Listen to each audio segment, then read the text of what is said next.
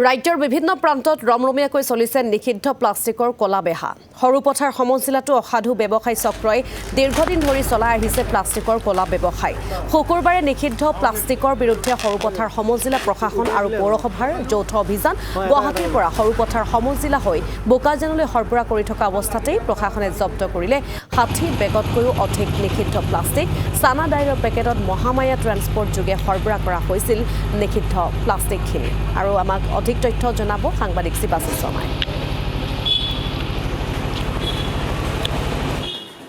নিশ্চিতভাৱে ৰাজ্যত যিসমূহ অবৈধভাৱে প্লাষ্টিক সৰবৰাহ হয় সেই প্লাষ্টিকক লৈ প্ৰশাসনৰ তৎপৰতা অব্যাহত আছে আৰু যেনেদৰে এটা সিন্ডিকেট চক্ৰই ৰাজ্যৰ ভিন্ন প্ৰান্তলৈ এই যিসমূহ অবৈধভাৱে যিসমূহ প্ৰকৃতিৰ বাবে অনুকূল নহয় সেই প্লাষ্টিক এনেদৰে আচলতে সৰবৰাহ কৰা দেখিবলৈ পোৱা গৈছে মই সতীৰ্থক দেখুৱাবলৈ অনুৰোধ কৰিছোঁ এনেদৰে সৰুপথাৰ সমজিলা প্ৰশাসন তথা সৰুপথাৰ পৌৰসভাৰ গোপন সূত্ৰৰ কমকেদি প্ৰায় লাখ লাখ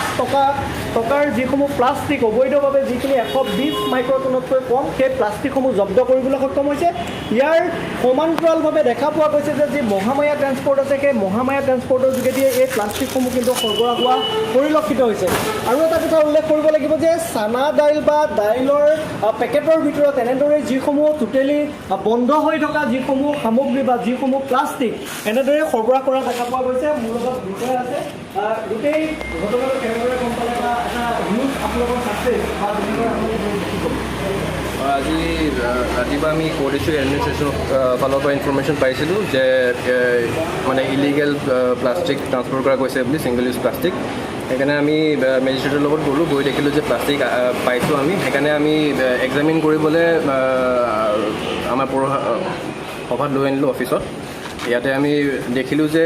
দুটা টাইপৰ আমি বস্তা পাইছোঁ প্লাষ্টিকৰ প্ৰথম বস্তাটোতো আপোনাৰ কমপ্লিটলি ইলিগেল হয় কাৰণ তাতে চানা ডাল বুলি লিখা আছে চানা ডালৰ ভিতৰত আমি প্লাষ্টিকবোৰ পাইছোঁ সেইকেইটা আমি চিজ কৰিম আৰু এটা টাইপৰ প্লাষ্টিক পাইছোঁ সেইটো এক্সামিন কৰিবলৈ আমি পলিউশ্যন কণ্ট্ৰল বৰ্ডক মাতিছোঁ গোলাঘাটৰ পৰা তেওঁলোকে আহি এক্সামিন কৰি দিব মানে আৰু যদি এক্সামিন কৰাৰ পিছত যদি